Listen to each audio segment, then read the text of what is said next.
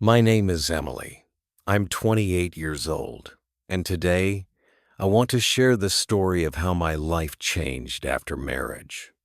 You see, before my marriage, I had dreams. Dreams of finding my soulmate, of living a life filled with love and happiness. And for a while, I thought I had found it. It all started 3 years ago when I met Ryan. He was everything I had ever wanted in a partner. Tall, charming, with a smile that could light up a room. We met at a friend's wedding, and it was like something out of a movie. I still remember the way he looked at me from across the room.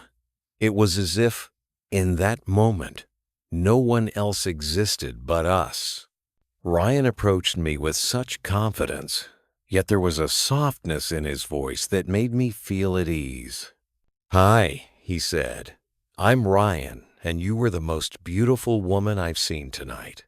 I laughed nervously, not knowing what to say. But he kept talking, telling me about himself, asking about me, and making me laugh with his silly jokes. By the end of the evening, we were dancing together under the fairy lights, and I felt something I had never felt before. A spark, a connection. After that night, Ryan and I started seeing each other.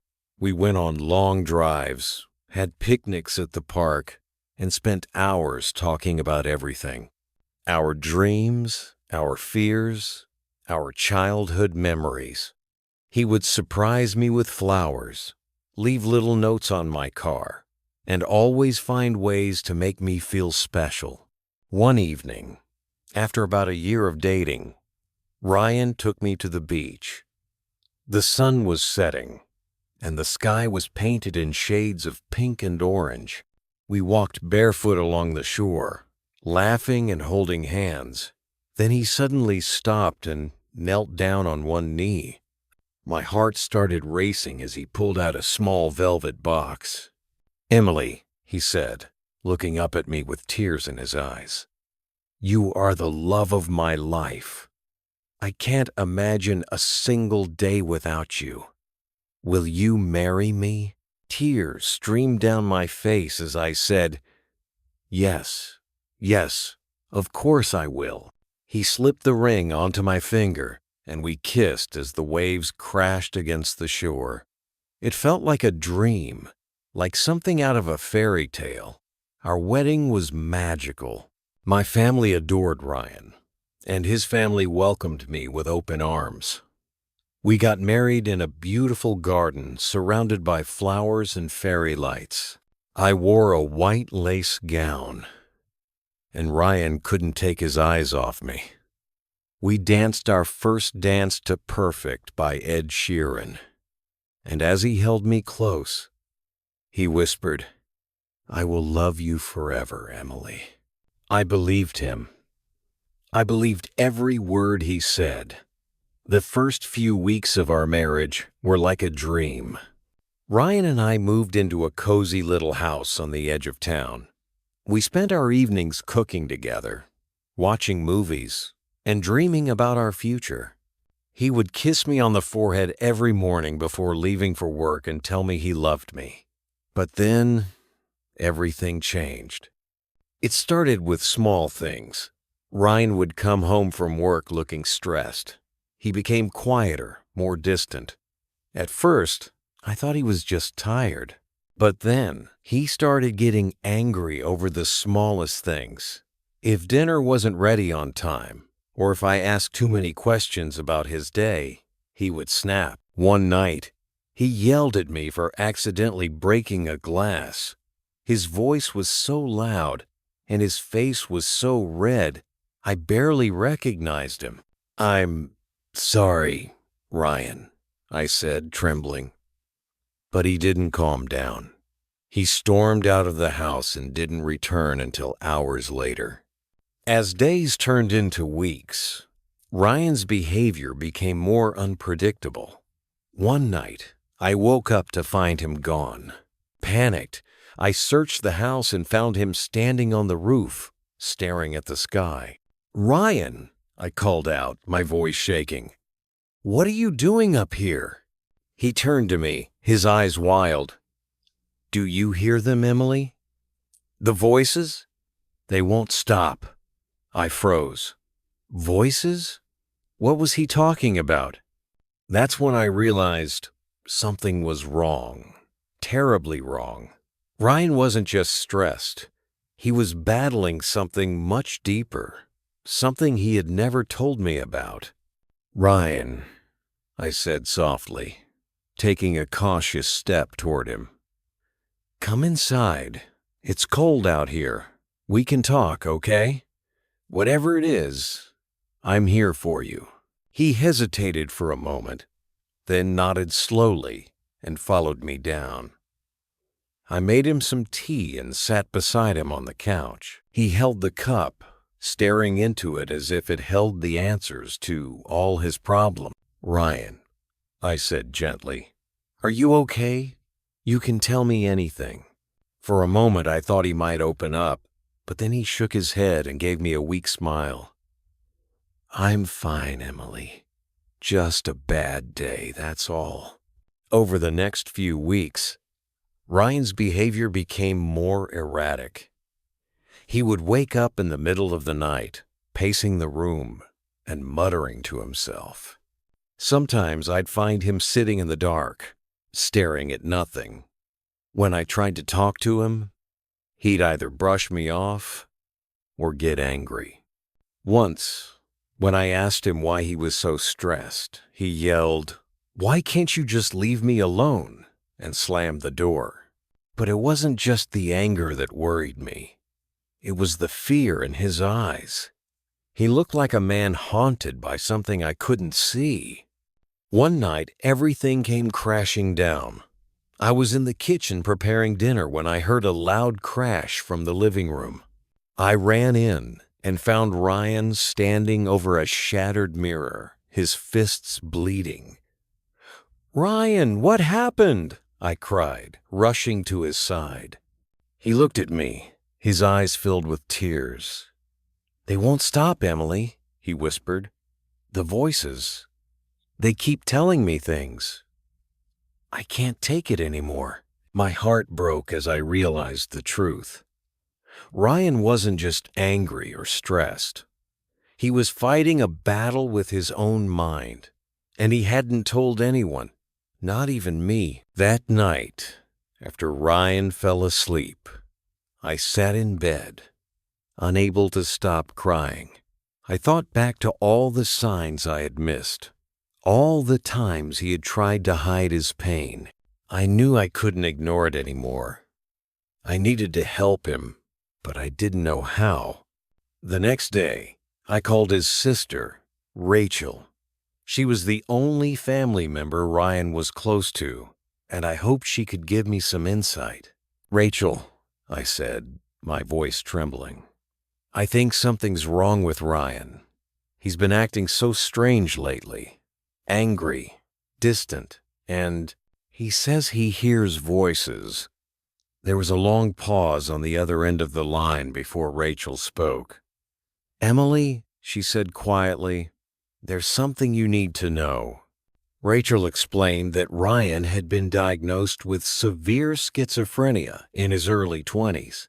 He had gone through therapy and was on medication for years.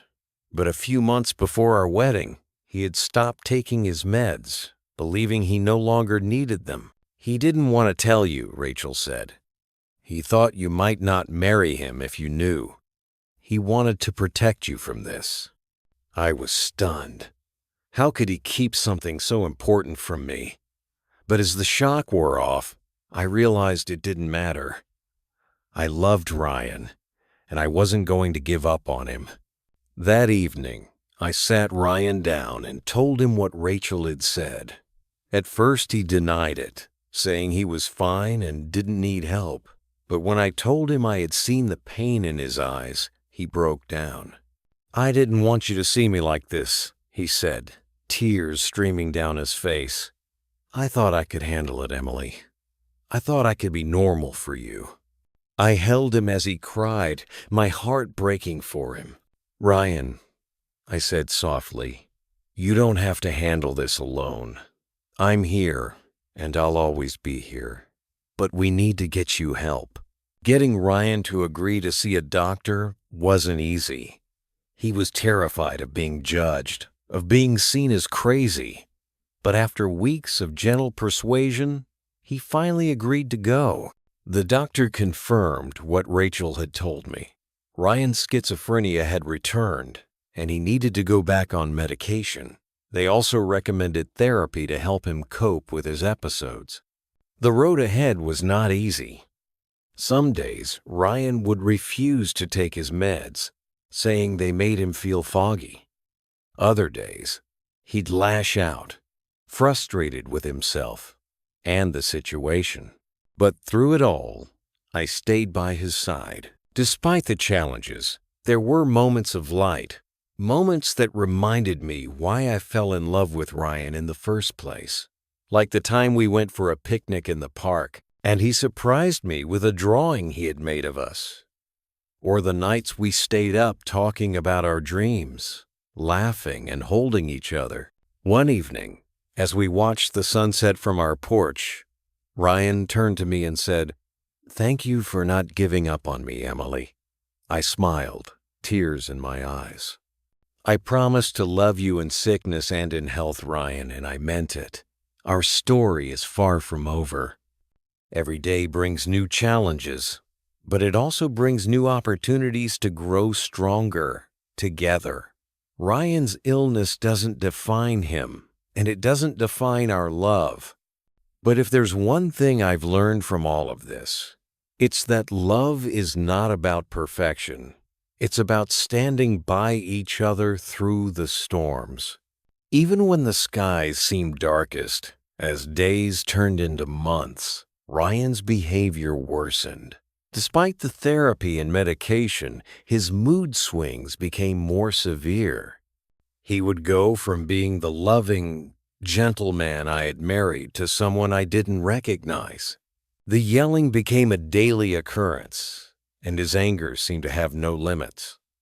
One night, after another argument over something trivial, he slammed his fist on the table so hard it shook. "Why do you always make me feel like I'm not enough?" he shouted, his face red with rage.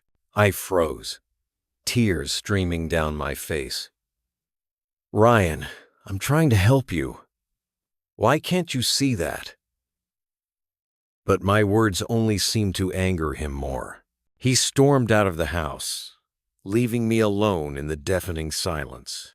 The next morning, I decided I couldn't handle it on my own anymore. I called my parents and told them everything. My mom, always the voice of reason, listened patiently. "Emily," she said gently, "I know you love him, but love isn't supposed to make you feel this way. You've done everything you can, but you need to think about yourself too." Her words hit me hard. For months, I had been so focused on helping Ryan that I had completely neglected my own mental and emotional well-being. I was exhausted, constantly walking on eggshells, afraid of what might set him off next. That night, I sat alone in our bedroom, looking at our wedding photo. I remembered the vows we had made, to love and support each other through good times and bad. But how do you keep a vow when the person you love no longer treats you with love or respect? I thought about the woman I used to be, happy, confident, full of dreams. I didn't recognize that woman anymore. For the first time, I asked myself a question I had been avoiding. Is this the life I want? And for the first time, I allowed myself to answer honestly. The next day, I told Ryan we needed to talk. He sat across from me, looking tired and distant. "Ryan," I began, my voice trembling, "I love you. I always have, and I always will. But I can't keep living like this. I'm exhausted, and I feel like I've lost myself." He looked at me, his eyes filled with a mix of sadness and anger. "So what are you saying, Emily? You're giving up on me?" "No," I said softly. "I'm not giving up on you. But I can't save you, Ryan. You need to save yourself. And I can't do that for you." It was the hardest decision I had ever made, but I knew it was the right one. The next few weeks were a whirlwind of lawyers, paperwork, and tears. Ryan begged me to stay, promising he would change, but I had heard those promises before. "I'm not leaving because I don't love you," I told him during one of our last conversations.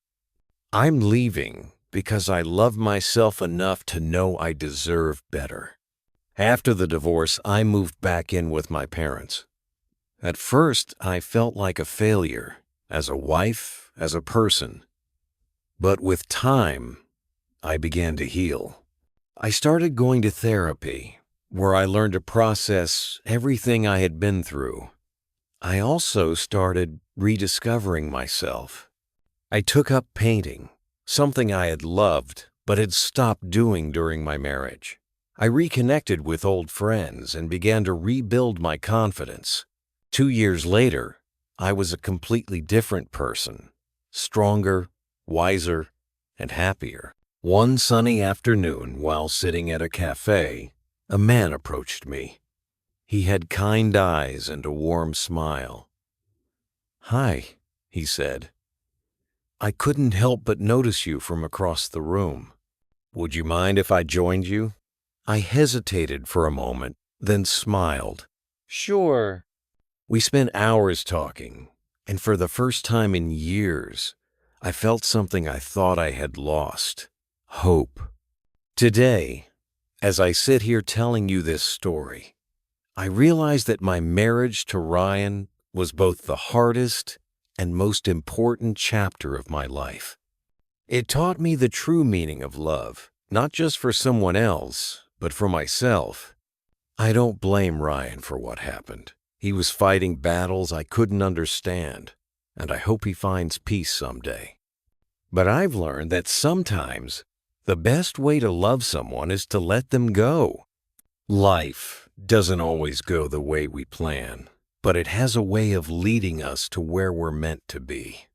For me, that meant walking away from a relationship that was breaking me and finding the strength to start over. And as I look forward to this new chapter of my life, I carry with me the most important lesson I've ever learned. What appears perfect isn't always real, but what's real is always worth fighting for. Emily's story carries 2 very powerful lessons for anyone who is starting their journey with someone new or thinking about making a lifelong commitment. The first lesson she shared is this: think carefully before taking any big decision. Love can feel magical and overwhelming, especially in the beginning, when everything seems perfect. But love alone isn't enough to build a life together. It's important to take the time to truly understand the person you're committing to. Do they share your values? Can they communicate with kindness even during disagreements? Are they willing to face life's challenges together with you? Emily admitted that she rushed into her marriage with Ryan, swept away by the romance of it all. She trusted her heart, but she didn't take the time to ask deeper questions or notice the red flags that were there. While love is important, it's equally important to approach such decisions with clarity and thoughtfulness. Life isn't a fairy tale. It's real, and it requires real effort. The second equally vital lesson she learned is this: a person is not always what they appear to be. What we see on the surface is often just one part of someone's story. Ryan seemed perfect, kind, romantic, and thoughtful. But beneath that exterior, he was battling issues that Emily only discovered after they were married. This doesn't mean you should distrust everyone you meet, But it does mean you should take the time to truly get to know someone before committing your life to them. Observe how they handle stress, how they treat others, and how they respond when things don't go their way. Don't let appearances blind you to the truth.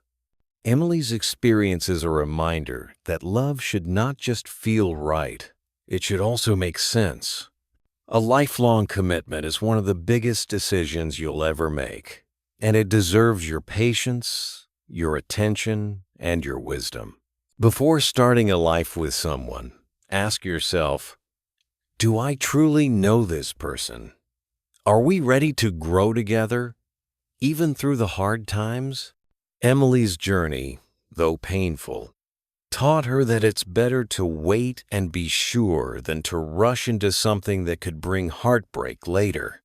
Her story encourages everyone to approach love with both their heart and their mind, ensuring that the foundation they build their life on is strong, honest, and true.